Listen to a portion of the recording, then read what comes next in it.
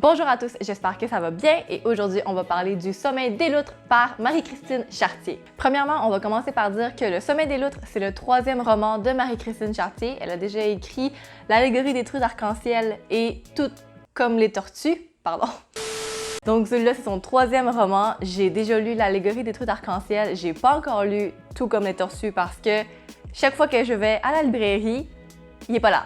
Donc, je vais sûrement devoir le commander parce que je le trouve nulle part, mais je vais finir par le lire. Ça va arriver un jour. Tout d'abord, je veux dire que le livre, j'ai donné un 5 étoiles sur 5. Il était super cute. C'était vraiment une belle histoire. C'était beaucoup plus sérieux dans les sujets que l'allégorie des trous d'arc-en-ciel, ce que j'ai quand même beaucoup aimé. L'allégorie des trous d'arc-en-ciel, j'ai aussi donné 5 étoiles sur 5, mais je dirais que je préfère le sommeil des loutres que l'allégorie des truites. Pour les raisons que je vais expliquer plus tard. L'histoire commence avec Jake et Emily. Donc, on a les deux points de vue dans l'histoire, ce qui est vraiment intéressant. Je pense que ça a donné vraiment un meilleur point de vue autant du côté de Jake que Emily parce que du point de vue de Emily, elle comprend pas vraiment les difficultés que Jake rencontre dans sa vie et autant que Jake essaie de comprendre les difficultés qu'Emily croise, en ayant leurs deux points de vue séparés, on comprend mieux leurs difficultés parce qu'ils n'ont pas vraiment à l'expliquer à l'autre personne, on fait juste le savoir dans leurs pensées. Pour ceux qui connaissent pas l'histoire, c'est l'histoire de Jake qui a 21 ans. C'était un acteur prodige quand il était plus jeune. Aujourd'hui, il a fait des erreurs dans sa vie qui ont fait en sorte qu'il n'est plus devant la scène et qu'il est retourné vivre chez ses parents. Il essaie de se donner des raisons de continuer à vivre et c'est pas facile. Donc, il finit par se trouver une job dans une pizzeria comme plongeur afin de trouver quelque chose qui est facile à faire, qui ne demande pas trop de brain power et ça devrait être correct. Du côté de Emily, elle a 18 ans, elle va finir sa dernière année au cégep et elle veut devenir médecin. Aller à l'université pour devenir médecin ensuite. Du côté de Emily, elle a le cœur brisé au début de l'histoire parce qu'elle vient de se faire laisser par son chum, qui est devenu son ex. Mais elle se rend compte que le mal qu'elle a à l'intérieur d'elle, c'est pas seulement créé par son ex, mais c'est aussi créé par son père, qui a laissé elle et sa mère il y a quelques mois de ça pour une femme plus jeune. Emily travaille également à la pizzeria en tant que serveuse, donc c'est là que les deux se rencontrent.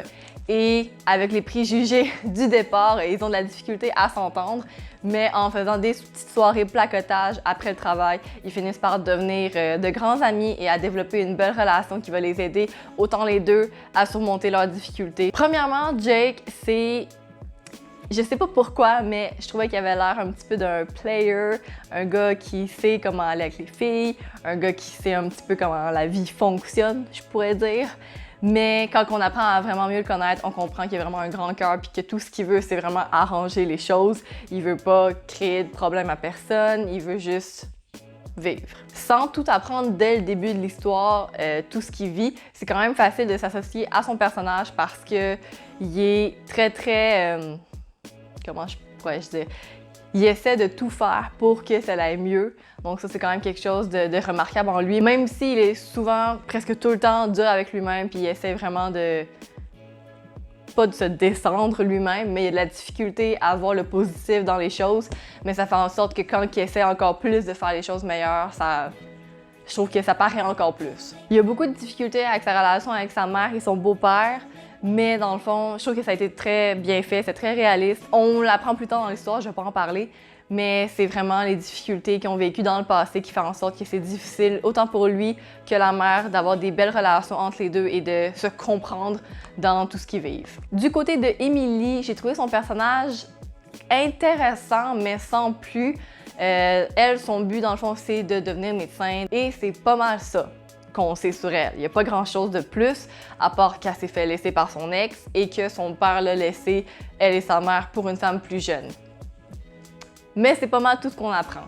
Elle a pas l'air d'avoir de passion, de hobby. On sait qu'elle cuisine, mais c'est pas tant pour le plaisir, c'est quand elle est vraiment stressée, donc c'est pas tant agréable de faire la cuisine pour elle. On n'apprend pas grand-chose de elle. J'aurais aimé ça plus avoir de détails sur sa vie personnelle, qu'est-ce qu'elle aime faire, qu'est-ce qu'elle aime pas faire, si elle a des ambitions ou pas. Elle a une gang d'amis qu'on rencontre 1 à 2 fois, mais sans plus, on sait pas trop.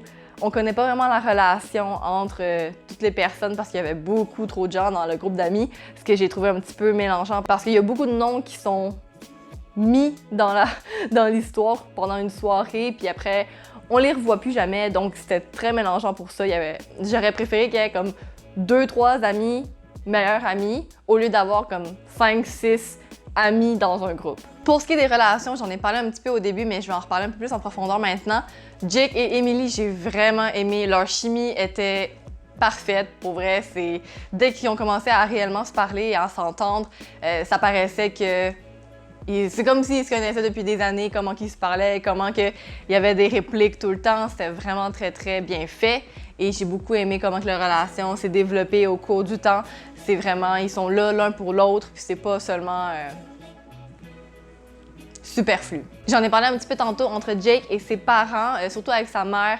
La relation est très, très réaliste, très, très lourde parce que, j'en parlerai pas, mais il y a eu un événement dans le passé qui a fait en sorte qu'ils ont beaucoup de difficultés à se parler et au final, on se rend compte juste que Jake veut pas encore faire souffrir, blesser sa mère par peu importe quelle action qu'il ferait, mais on se rend compte aussi que sa mère se soucie beaucoup de lui sans réellement le faire paraître par des gestes, mais juste est tout le temps en train de penser à lui. Emily et son père, j'ai aimé la relation qui se jouait là. J'aurais aimé en savoir plus par contre. Emily arrête pas de dire qu'elle en veut à son père, elle en veut à la nouvelle blonde à son père d'être là et d'exister, clairement. Il y a une confrontation à la fin du livre, je vais pas en parler de comment ça se passe, mais il y en a une. Et j'aurais aimé ça qu'elle soit plus grande, qu'elle soit plus approfondie, j'ai l'impression, parce qu'on n'en parle pas tant que ça. Il y a eu la confrontation, on en parle un petit peu, puis on passe tout de suite à d'autres choses. J'aurais aimé mieux avoir une vraie confrontation ou plusieurs confrontations, en fait, parce que la confrontation, en général, je l'ai trouvée un peu faible, petite, comparée à tout ce que Emily arrête pas de dire depuis tout le début de l'histoire, à quel point ça lui a fait mal, à quel point elle est perdue parce que son père est plus là pour elle. J'aurais aimé ça voir un peu plus de colère, un peu plus de pleurs. J'ai trouvé ça trop petit pour l'ampleur que Emily donnait à la relation qu'elle avait avec son père. Pour les points forts de cette histoire-là, j'ai toutes les relations, comme que je viens juste de toutes les nommer.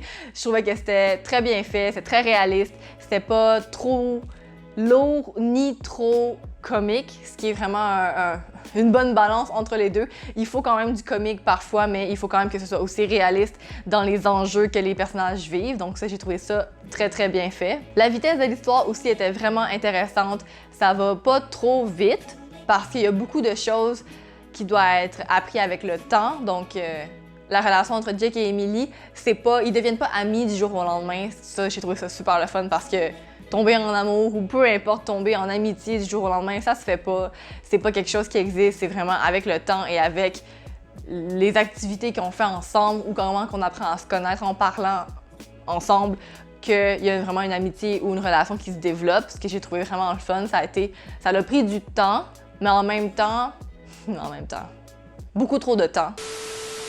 La vitesse à laquelle ça a été fait était quand même rapide, malgré qu'il y ait beaucoup de temps dans l'histoire qui est passé. Donc, j'ai aimé ça.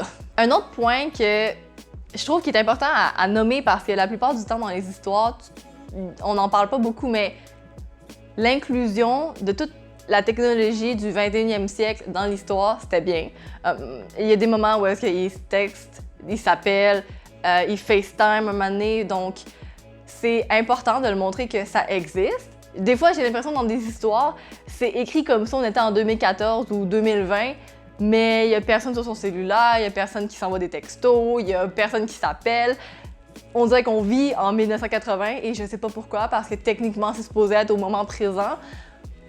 Des fois, je trouve que les auteurs manquent un petit peu d'originalité dans la technologie. Oui, ça peut être une contrainte pas intéressante pour une histoire ou pour un roman policier, admettons, mais je trouve que c'est important que si tu donnes une date à ton histoire ou tu donnes au moins une décennie, faut que tout soit là. Faut pas qu'il manque des trucs parce que c'est bon pour ton histoire, sinon ça fonctionne pas. Les deux points faibles que j'ai, c'est vraiment le personnage d'Emily. J'aurais aimé ça qu'elle soit plus approfondie. J'ai vraiment l'impression qu'on l'a vu en superflu malgré le fait qu'on avait son point de vue à toutes les 5 pages à peu près. Mais je trouvais qu'il n'y avait pas assez de contenu dans son personnage. On aurait pu aller vraiment chercher plus de n'importe quoi de personnel sur elle. J'ai vraiment l'impression que tout ce que je sais sur elle, c'est ce qu'elle dit aux gens dans la rue. Comme je me suis fait laisser par mon chum, mon père est parti, m'a abandonné avec moi et ma mère pour une autre femme et je veux devenir médecin. C'est pas mal les 3 seules choses que je sais sur elle. C'est bien, mais j'aurais aimé ça avoir plus de détails sur ses peurs, qu'est-ce qu'elle veut faire de sa vie. Pas juste être médecin, mais plus que ça. Il n'y a pas juste être médecin dans la vie qui compte. Ben, peut-être pour certaines personnes, oui, là, mais en général, ça aurait été le fun d'avoir un petit peu plus de détails sur ce qu'elle veut faire dans sa vie, si elle a des rêves, si elle a n'importe quoi. Et mon deuxième point faible, c'est réellement la confrontation entre Emily et son père. Comme j'en ai déjà parlé, je reviendrai pas trop dessus, mais j'ai trouvé que c'était pas assez gros, c'était pas assez intense. Je m'attendais à une grosse confrontation, vraiment des cris, des pleurs, n'importe quoi, quelque chose au moins de dramatique parce que la façon que Emily en parle durant tout le livre, j'ai vraiment l'impression que si elle avait à y en parler un jour, ça exploserait, que ça serait énorme. Son père tomberait en larmes ou en colère ou peu importe, quelque chose se passerait. Et j'ai été un peu déçue par la confrontation. J'en parlerai pas de comment que les gens ont réagi, mais j'ai été déçue. En conclusion, j'ai vraiment adoré le livre. C'est malgré les points négatifs, 5 sur 5 pour vrai. J'ai vraiment adoré ça. C'était vraiment une belle histoire. C'était des sujets vraiment profonds, qui étaient lourds, qui peuvent être difficiles à exploiter dans une histoire. Donc j'ai vraiment aimé ça de la manière qu'ils ont été abordés. Et j'espère vraiment lire bientôt Tout comme les tortues parce que il faut. C'est le seul livre que j'ai pas lu de Marie-Christine Chartier. J'espère vraiment pouvoir le lire parce que je le trouve nulle part. Alors je vais devoir le commander. J'aime pas ça commander des livres parce que j'attends trop longtemps, mais c'est pas grave. On va le commander pareil, ça a l'air. J'espère que vous avez aimé la vidéo. Vous pouvez aimer, commenter, partager. Faites ce que vous voulez. Dites-moi dans les commentaires si vous avez lu le livre, qu'est-ce que vous en avez pensé. Est-ce que vous avez lu les autres livres de Marie-Christine Chartier? Dites-en dans les commentaires, on va pouvoir en discuter. Et voilà, c'est tout. On se retrouve la semaine prochaine pour une nouvelle vidéo. Bye!